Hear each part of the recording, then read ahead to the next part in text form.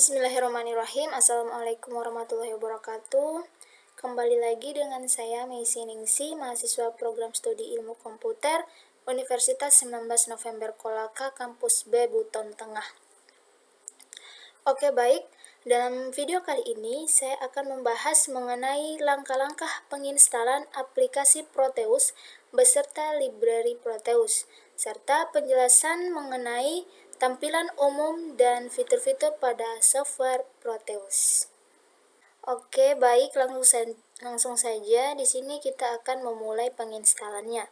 Yang pertama yaitu kita klik kanan pada software Proteus 8.12 ini. Kita klik kanan. Kemudian akan ada tampilan beberapa opsi ya. Di sini kita klik yang Run as Administrator. Oke, kita klik. Oke, kita tunggu sampai ada tampilan.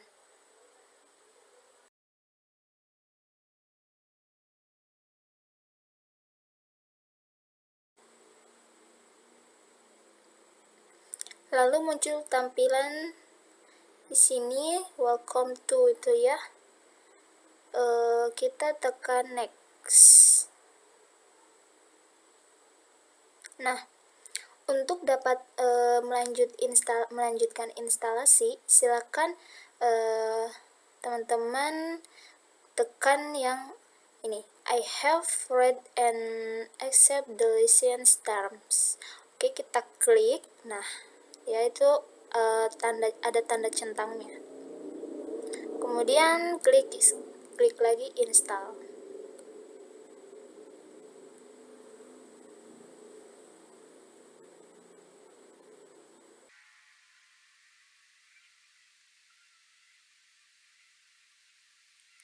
Nah, setelah di tahap ini kita klik finish.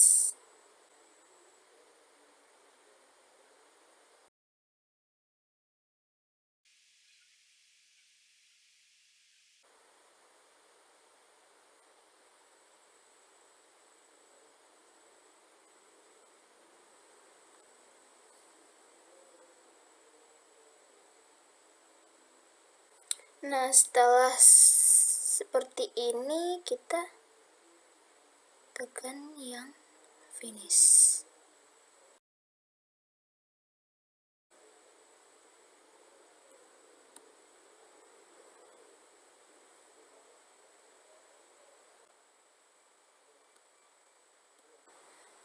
Nah, di sini kita perlu menandai bahwa bagian dari tempat penyimpanan file dalam file aplikasi ini itu dia berada pada nama filenya itu program file 86 ya, Lab Center Electronics Proteus 8 Professional. Dan kita tekan next. Nah, ini dia Proteus 8 Professional. Next lagi. Kita menginstal, kita akan tunggu dia.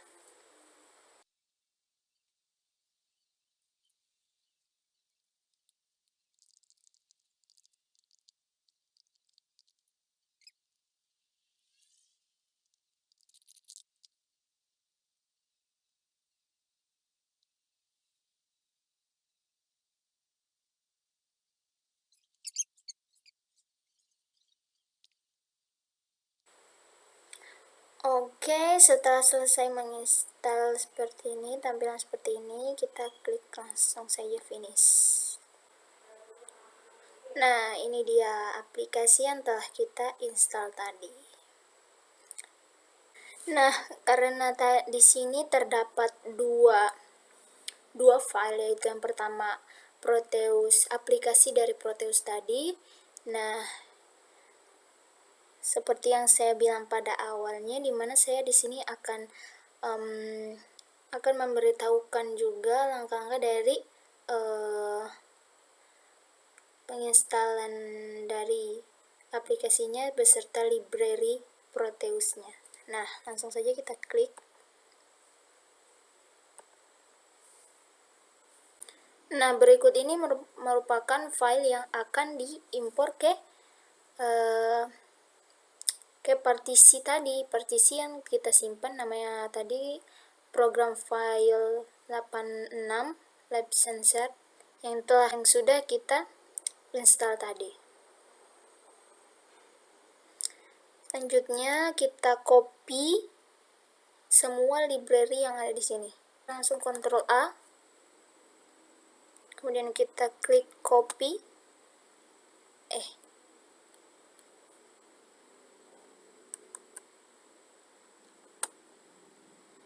Langsung saja kita klik copy.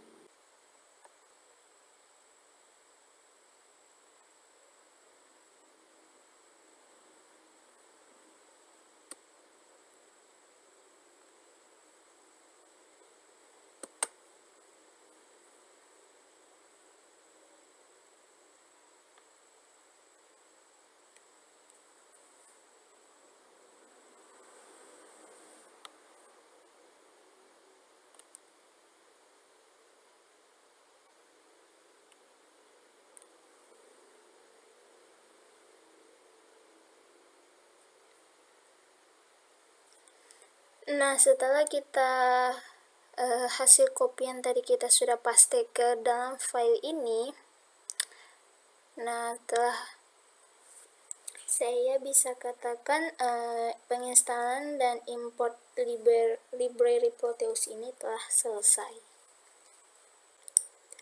Oke, baik. Selanjutnya seperti yang saya bilang pada awalnya, di mana saya akan menjelaskan juga mengenai tampilan umum dan fitur-fitur pada software Proteus.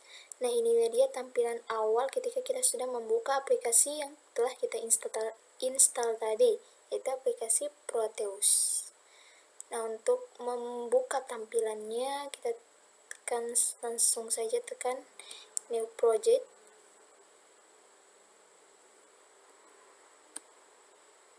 Nah, kemudian tekan Next. Sebenarnya bisa saja kita bisa ubah namanya itu, tapi kita langsung sajalah Next. Oke, Next. Next lagi. Nah, Next. Oke, Finish. Nah, inilah dia tampilan utama dari aplikasi Proteus.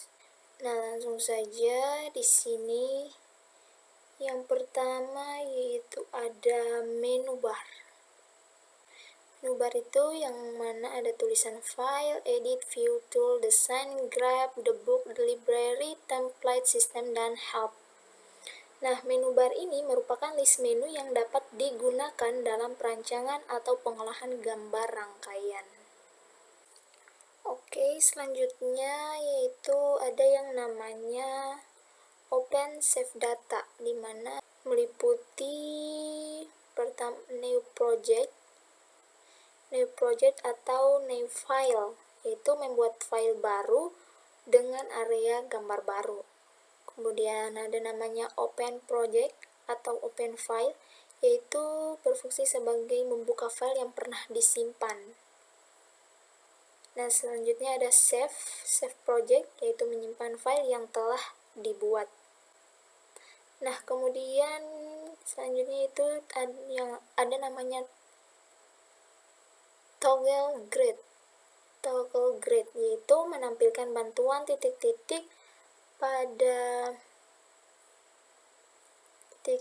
panduan pada area gambar. Nah, selanjutnya ada yang namanya Zoom Set, di mana meliputi Center at Cursor. Nah, dia ini menentukan area tengah tampilan gambar dengan bertumpu pada kursor. Kemudian ada zoom in, memperbesar gambar. Kemudian zoom out, memperkecil gambar. Kemudian zoom to view entire sheet. Dia ini menampilkan keseluruhan gambar dalam layar monitor. Kemudian zoom to area, memperbesar gambar dengan memilih area yang dikehendaki. Nah, selanjutnya ada yang namanya mini view. Nah, ini dia. Mini view ini yaitu menampilkan gambar dalam bentuk tampilan kecil seluruh area gambar. Selanjutnya yaitu ada yang namanya komponen mode, di mana meliputi yang pertama selection mode. Selection mode ini memilih dan melakukan aksi pada komponen yang dipilih. Ini dia. Selection mode. Yang kedua yaitu komponen mode, di mana mengambil komponen pada library. Selanjutnya, nah ini dia, langsung di sini saja.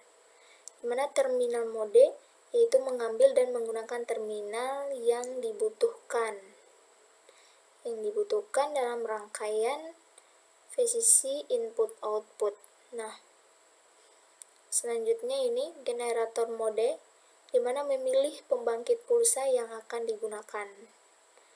Kemudian ini dia ada voltage probe atau probe mode. Nah, ini dia terminal dengan tampilan nilai dari jalur koneksi komponen dengan menampilkan besaran tegangan. Kemudian ada namanya virtual instrument mode, di mana mengambil alat ukur yang akan digunakan, seperti CRO, amperemeter, dan lainnya. Berikutnya yaitu ada yang namanya drawing tool and text. Nah, meliputi ini dia. Yang pertama 2D graphics line mode, di mana fungsinya yaitu membuat garis jalur rangkaian 2D. Kemudian ada 2D graphics box mode, di mana fungsinya membuat gambar kotak atau persegi 2D pada area gambar. Kemudian ada namanya 2D graphics circle mode. Nah, dia ini fungsinya membuat gambar lingkaran 2D pada area gambar.